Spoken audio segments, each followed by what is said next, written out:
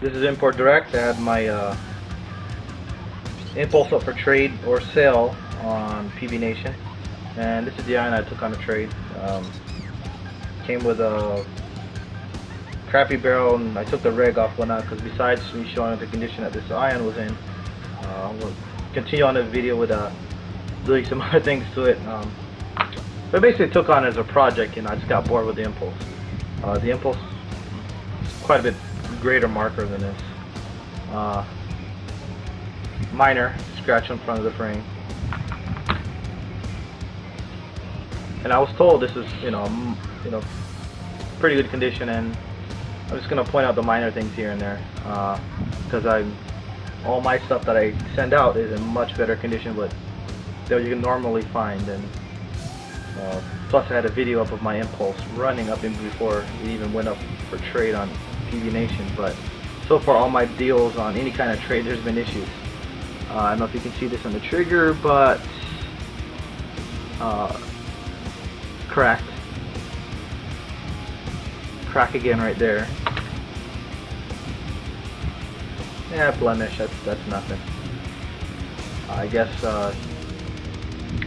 putting on grips was kind of a problem because, as you can see, silver all around. Basically I'm trying to aim for those screw holes, which as soon as I saw that I'm like, oh my god, he probably stripped the hell out of it, which I found that flathead screw inside this bottom hole, and we're going to show you real quick why. This is your standard Phillips grip panel screw, and just by looking at it, all matched up, screw in,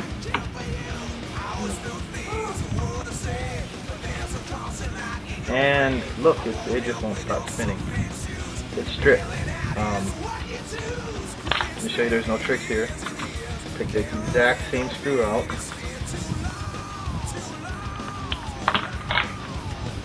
Put it in the top one.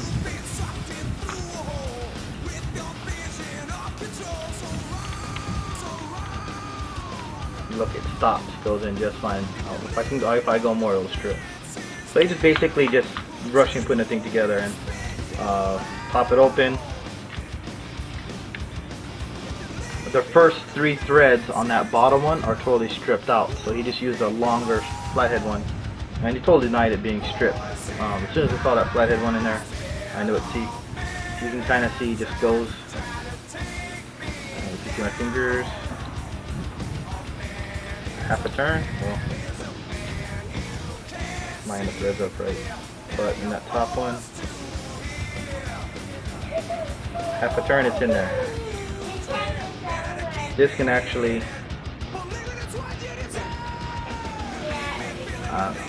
that out of the way, but there's quite a bit of play. You know, you can actually put the screw in the hole quite a bit before it even hits thread, so that's stripped. Same thing can be found throughout the gun. So also having issues with the board. When I would tighten down the body into the frame, the board would shut off. I'd make it loose and the board would turn back on again, and fire a few times the board would turn off. Haven't quite fixed that yet, but we're just going to go ahead and skip showing that. Unless the kid asks me to, I'll go ahead and show it. But as you can see with all my videos, I don't strip any of my, even on this side, it's all, he just has a hard time aiming for those holes. What else he has a hard time aiming for. And even this front banjo fitting that screws into the frame, the first thread is actually cross-threaded. So it takes a little work getting that in there. Back one was just fine. I mean, generally speaking, I mean, you know, like my ion that I just sold, they even have dings like that from putting the pin in. I just real careful with my stuff. I don't know how much he put through this, but before I put in the new board on that particular frame and firing chamber, the ion has had hundreds of cases to it. So from that on, we're going to move on, and we're going to be doing this. And this is why I didn't care about the condition of it until they started whining about, no, not whining, but started, you know, giving complaints about the impulse. I had videos of it working before it went on pbnation, and it was sent as such. The video was made, it was set on the side, and you know, basically the sale was up. So what I'm going to be basically putting on to change it is, I'm into my project. Strange body.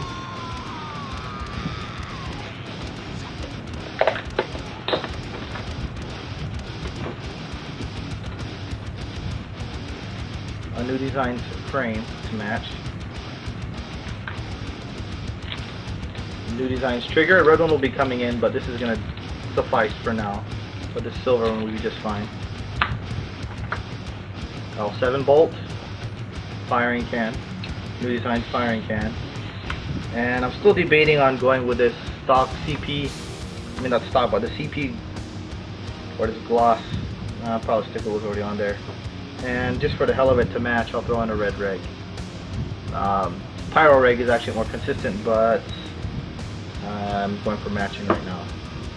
So there goes go off from that, and now we'll go on to oh, and memory. I think they call this a memory pad. I'm just put that on the back of this frame. So we're gonna see how this all goes. Hopefully it goes smoothly. With my luck, it probably won't. So this will be broken up into segments. Okay, so now that I got the grip panels off, now you have to separate the body from the frame.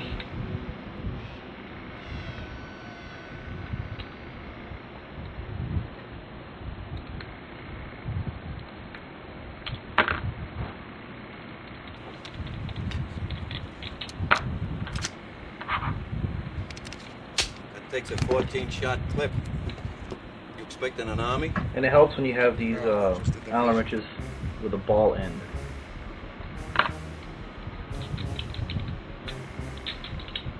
Hold on 1 second.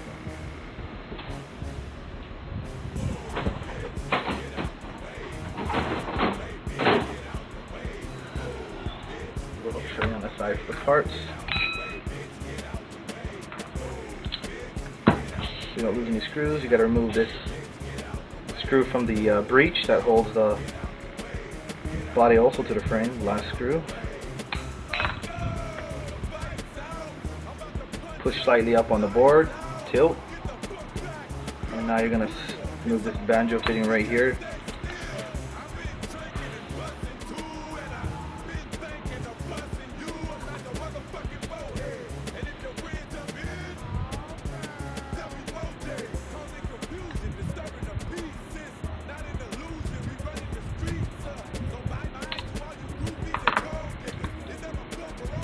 Now you can yank this all right off the frame. Probably save this trigger and give it to somebody.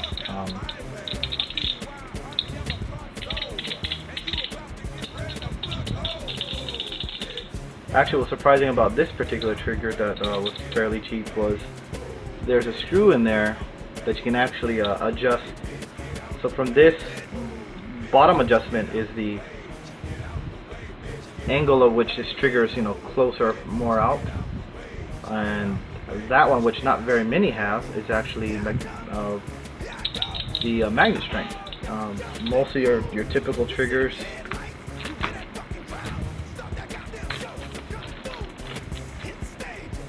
are like this one, where there is no adjustment. You just throw it in there and pray to God you like the strength. This looks better, and hopefully it'll work better. And this is not even a double bearing trigger, so I might not even like it, but you know, we'll see. Toss this aside. Separate your electronics from your original frame and speed this up a bit. Get on those pliers.